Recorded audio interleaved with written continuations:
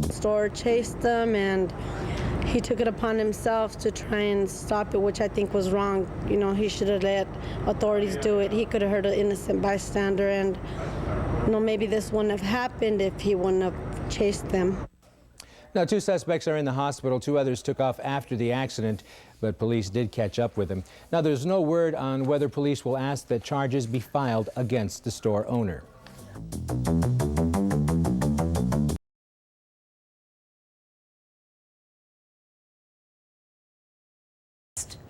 It was an amazing sight, a Hummer sitting on top of a mangled Honda in a Valley intersection. News 5 first brought you that story last night at 10.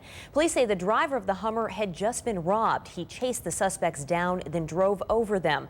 Tonight, he's speaking to News 5. Lori Raymond is live at the scene of the crash with more.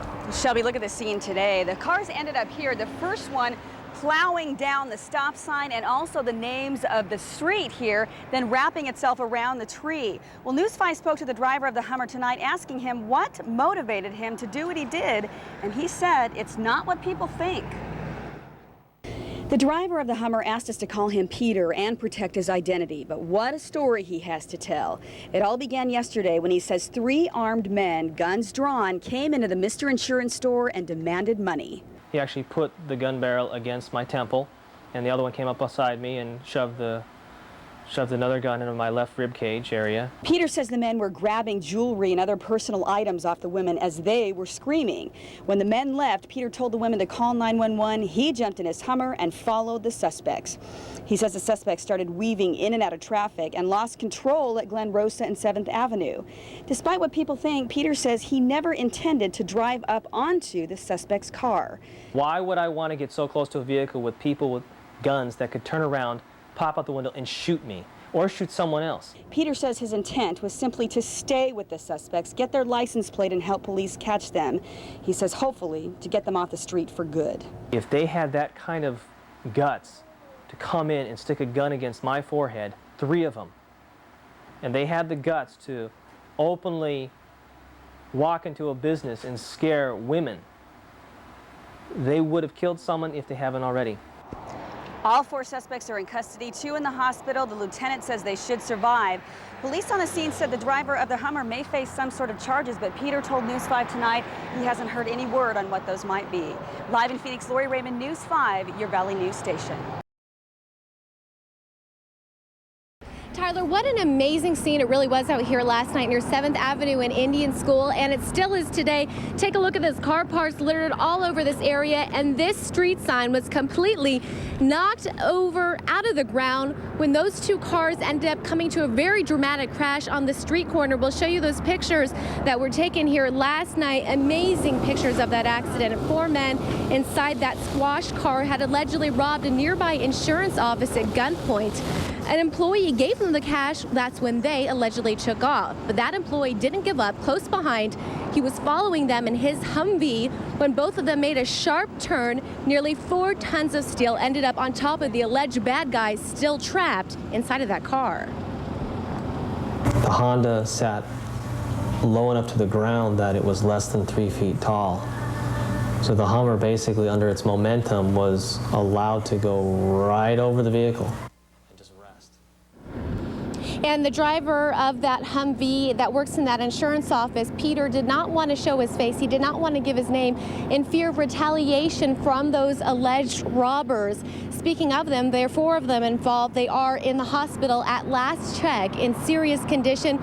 Meanwhile, Tyler, the driver of that Hummer, we're told by police, could face charges for this accident. And neighbors who live in the area are actually a little bit upset about that. They said they thought it took a little bit of courage for him to actually chase after those alleged bad guys. Sure, I mentioned a lot of people are feeling that way. Did Peter say much about the actual accident itself, what happened? Yeah, he was driving down the street, Tyler. He said he couldn't go too fast because he said his Humvee didn't go too fast, but he was just shocked. If you could pan off, this is when they were coming down 7th Avenue. They made a quick turn here, according to them, and that's when they allegedly, ran into the stop sign. Take a look, just knocking it out of the ground. He came up behind them, and that Humvee went right over the top of that car. We're told at least 3 of them were still inside at that very moment. Incredible video. Tammy Vo, thank you very much, Tammy. 5. Lori Raymond is live at the scene of the crash with more. You've got to see the pictures in this next story. A huge Hummer rides right up on top of a Honda, leaving a mangled mess. Tonight, News 5 talks to the driver of that Hummer, a man who'd just been robbed and wasn't about to let the suspects get away. News 5's Lori Raymond is live at the scene of the crash. Well, Shelby, this is where the stop sign and the street names ended up, knocked out of the ground, and then the two cars wrapped around this tree. But it's the video of the Hummer on top of the car that has people talking, and the man who ended up on top of that mangled heap tells News 5 how it happened. The driver of this white Hummer wasn't about to let 4 robbery suspects get away without some kind of a fight. That driver, a man we'll call Peter, told News 5 he had just been robbed at his dad's business, Mr. Insurance, on Camelback. He actually put the gun barrel against my temple, and the other one came up beside me and shoved another gun into my left rib cage area. Peter said the men yelled out, "Give me the money or I'll kill you." The third perpetrator with the semi-automatic handgun was taking the personal belongings off of the employees, and they were screaming because they were scared out of their wits. Police say after the men got the money, they took off in their Honda. I instantly got up. I didn't even bother to look at the girls because the girls were forced to lay on the ground. I told them, lock the doors, call the police. Peter chased the men to 7th Avenue in Glen Rosa, and what a sight. The white Hummer almost without a scratch, and the Honda crushed beyond recognition below it. Peter says despite what people think, he did not intend to drive his car on top of the Honda. They lost control. They tried to make a right turn at Glen Rosa off of 7th Avenue heading west. They didn't manage to turn. They didn't brake. They turned the wheel. The car slid. Period. And it went right into the Glen Rosa sign, up into the rocks, hit the tree. Peter said he tried to miss the car but couldn't. Said he only wanted to follow the Honda to get the license plate number and help police catch them. What they did was wrong.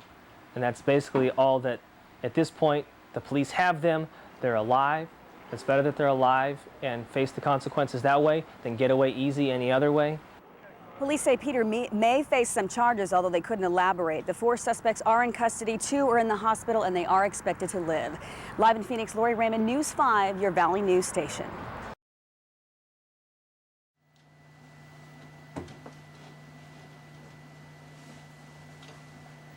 Hi, Peter. Thought I'd want to share some thoughts with you since your incident with your Hummer. I know you've probably been second-guessing yourself since that. Probably wondering if you did the right thing. Worried about what might happen because of it. Stuff like that. A lot of repercussions to think about.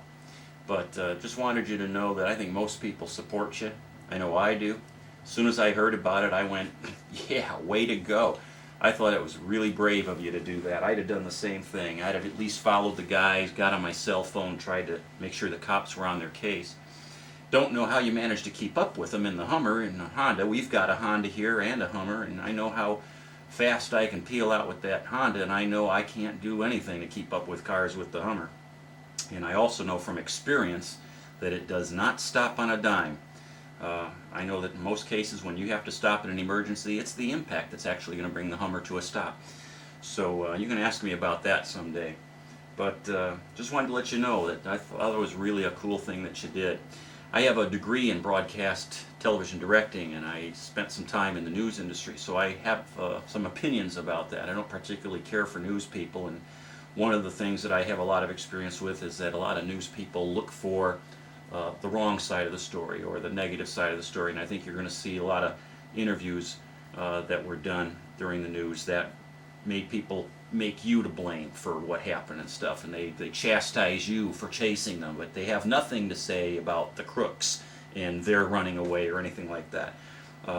And these are the people, it's like, you know, I think 9 out of 10 people would have had the opposite opinion, but naturally what you see on the news is what the news wants you to see and not what most people are reflecting as far as their opinion goes. Another thing is I called my dad right away when I saw this on the news. I called and left him a message because I knew that he was going to think that that was my Hummer. Mine looks just exactly like yours. And he'd probably look at it and go, oh gosh, look what Keith's gone ahead and done. I'm the kind of guy that would do that. He knows I'm the kind of guy that would do it. So he didn't see the story. I told him what had happened, and he said, good, I'd have done the same thing. Good for him. That's what that guy should have done. The hell with those guys. I mean, he was just really, really enthusiastic about his support and everything, and really didn't care what happened to the crooks once you ran them over. But you need to know something about my dad to put this a little bit more in perspective. My dad's a retired Illinois State Police officer, and not just any cop. He was a canine cop. He was the second best shot in the state of Illinois, and near the end of his career there, he was also a special investigator for the Attorney General's office. And him and a few other guys would go after the criminals that most of the cops were afraid to try to approach. I know several times my dad single-handedly went to mob boss Sam Giancana's house and arrested him. My dad would often carry as many as 7 handguns at a time under a suit. One time I know that he had gotten a guy with our police dog. He had chased a guy out of a warehouse. He saw the guy run into this field. This was in the middle of the night, 3 or 4 in the morning. The guy was hiding behind a telephone pole and wouldn't drop his gun, but his gun was clearly visible, just outside the edge of the pole. And after he wouldn't drop the gun after several warnings, my dad just took his Python 44 and shot it out of his hand. Well, that Python 44 took his hand clean off. And I think that's one of the incidents that got my dad's nickname, Dirty Harry, for a while in his career. So I wanted to let you know about that.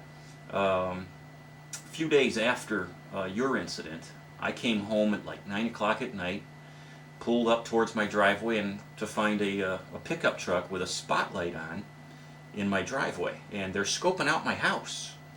Didn't know what they were doing, but it didn't look to me like they were up to any good, so I pulled up, and as I pulled up, they just kind of backed around and then just started going down this alley that connects around the side of my house and goes behind it. So I just followed them, got the license number, and as soon as they got to the street, they turned off all of their lights. It's dark outside, and they took off like a bat out of hell down the road. Well, I didn't bother giving chase to them or anything like that, but I called the police right away and reported it. A couple of Phoenix cops came by. I explained to them what had happened. Said to them, I had thought for a second I'd chase after them and see if I couldn't park my Hummer on top of them to hold them down for you guys. These guys just cracked up laughing, and so I asked them, well, what did you think about what that guy did the other day? And they says, oh, we thought it was great. The guy did the right thing. He should have chased after him like that. And they says they don't think anything's going to come of it. They didn't think any charges were going to come your way or anything. But they also mentioned that most of the cops they know really support what you did. They just can't say so publicly. That's what they said. They can't say it publicly. I think that's because they can't encourage vigilantism. But for anybody else that knows you that might be critical of you, I think you need to know or show them that most people really support what you did. I think it was incredibly brave. It was gutsy. And I don't know how you managed to keep up with them. Glad your truck wasn't hurt. Heard about the tow trucks doing all the damage to it. So you've been out of your truck for a while, but good luck to you. Just hope everything works out for you.